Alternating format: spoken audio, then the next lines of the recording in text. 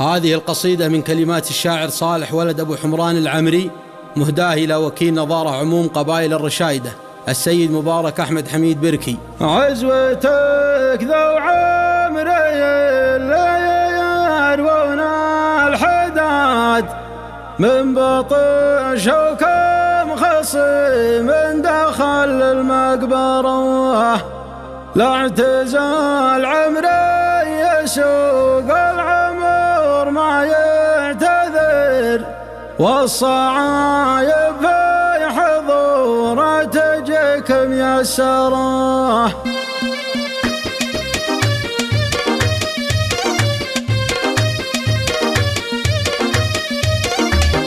ذور المركان يوم جسي وقدم سرما وعقب اللي يغلبون زين بحد يذكره. يا سلام الله على شيخ حلل الصعاب، شيخ قوم المواقف كل يذخره، درع عبس اللي سيوفه على قلب العدابه قبله سطر المد وهو سطره. لا اعتزل عمري يسوق العمر ما يعتذر، والصعايب في حضوره تجيك ميسره. افخر يا بيوت شعري بزيزوم الرجال اللي يحمل الرشيد سندها بظهره، لون حمله كبر ضلعون كسره وساره، مشقى من حمل ربعه عسى يطول عمره. اقدم يا مبارك وحنا لك حزام، اشرب سيفك بوجه العادل يشهره، باق قبلك في مواقف ربعه من ثنا صام اليوم منه للسيف والخيل غبوره. لا اعتزل عمري يسوق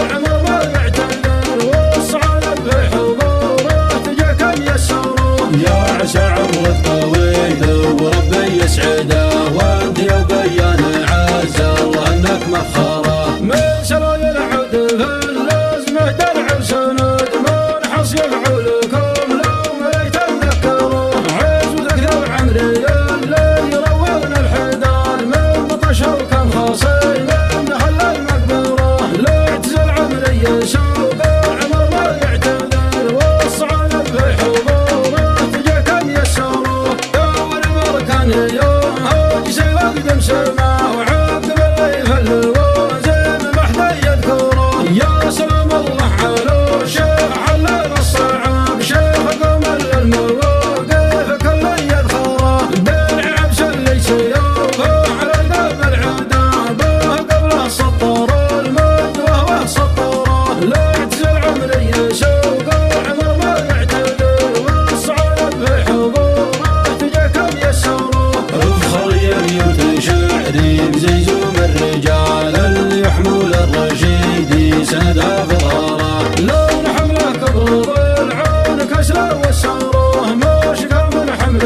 ربعه عسى يطول عمره. اقدم يا مبارك وحنا لك حزام، اشرب سيفك بوجه العادل يشهره، باق قبلك في مواقف ربعه من ثنا صام اليوم منه للسيف والخيل غبوره. لا اعتزل عمري يسوق العمر ما يعتذر، والصعايب في حضوره تجيك ميسره. يا عسى عمرك طويل وربي يسعده،